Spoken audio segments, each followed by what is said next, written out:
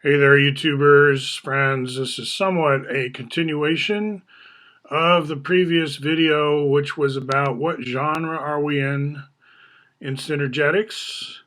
And I think it's a good starting point. I'll go back to myself in the slides. Now, this shirt, I would have worn it today, but I haven't had a chance to do laundry, so I will wear it another time, maybe this week. Keep Portland, keep coding weird. It's the one shirt I picked up from an OzCon booth this year. Usually I go crazy getting shirts if I can. This is Leela Wah taking off for Nepal, and I told you her story in the last video about her departure. And I found out later a little bit more of a roller coaster than she'd counted on. So I left the airport and went home, and this roll of film, as we used to say, that's a fun vintage car in the neighborhood, right? Is picking up the next day with me getting on the city bus, and that's the Baghdad Theater out the back window as I head downtown. And I'm going to be going to a festival. I've got my reading, the same reading that I took to the airport in the last episode.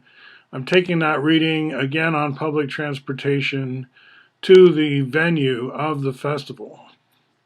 Now, this one I'm going to live on camera show you. If you don't use Flickr, you could consider this as sort of your introduction to a place where you might want to archive your pictures. Okay, that's all it took to rotate. So wait, I want to go forward in time, not backwards. This is downtown Portland, but you wouldn't really know it from these shots. They don't really show you the city itself. So here we are at the festival, and this is an angel on stilts. It's the first thing I saw when I got there. I thought she was pretty impressive in that outfit, so I took a number of pictures. And then we're outside checking out. You have to be over 21 to actually go in here, but to look at the pictures, it doesn't matter. This is Narelle and Dawn Wardwell from the back. So Narelle is Dawn's daughter, and in my narrative account, also CTO of One Coffee Shops Network. Whereas Glenn here, who is a former crypto code cracker, he was in the war in Indochina. He's had a lot of life experience.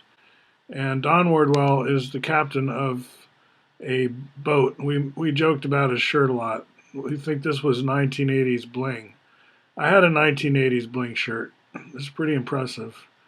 I think he did a good job. And Narelle, she got a garland made for her and was wearing that, so I liked getting that picture of Narelle. Get in the middle there, and Glenn on the side there.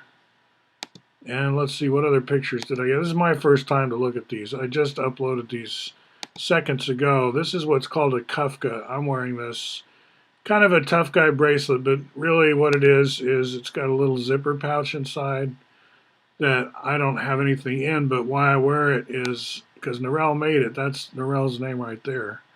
And here I am meeting Narelle. Why not wear a Kafka? She calls them, and she was making Kafkas for a while there. A pretty interesting business. So I'm going through these slides, and I'm reminding you the topic, which was, is synergetics in the humanities, or is it a STEM subject? And I think ultimately we have to just say it's a false dichotomy, right? It's our culture with the CP Snow chasm and this idea of a science world and a humanities world. It kind of traces to this science religion split, which I would consider kind of a Western Civ phenomenon. And, you know, we think in these terms of, I don't know how to put it, secular versus religious or whatever. Now, I wouldn't be offended if I were you by all this kind of festival attire. All we're doing here is, you know, enjoying the summer. And as we left, we found another festival just down the street.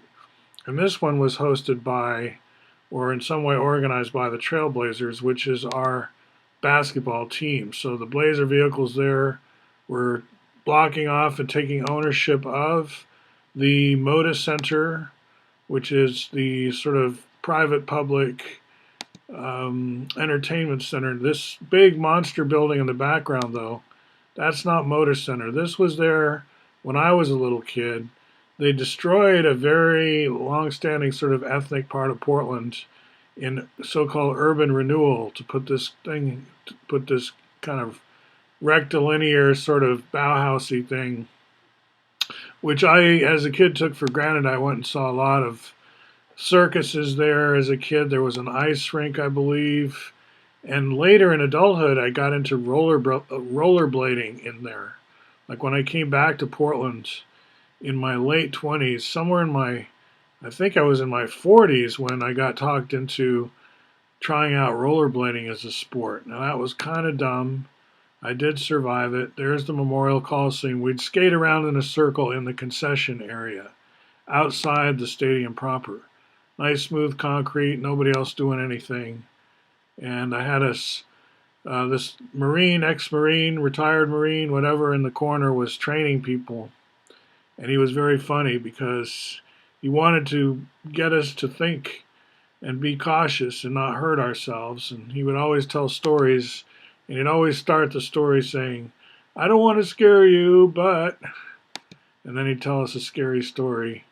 And so you'd go around and around on your rollerblades, and every time you get to the back corner, you'd hear this voice going, "I don't want to scare you, but just last night she wasn't wearing her helmet," and so this movie I haven't seen yet, but I'm told by Glenn it's a very deep dive into history of that piece of coast we call Chile, sort of a prison between the sea and the mountain. Prison, and then it's hard to go north or south out of there either. You're kind of stuck in the middle, as I hear Glenn tell. I've never been to Chile myself, and been thinking about Brazil a lot, though. I'll talk about that some other time. All right, end of slideshow.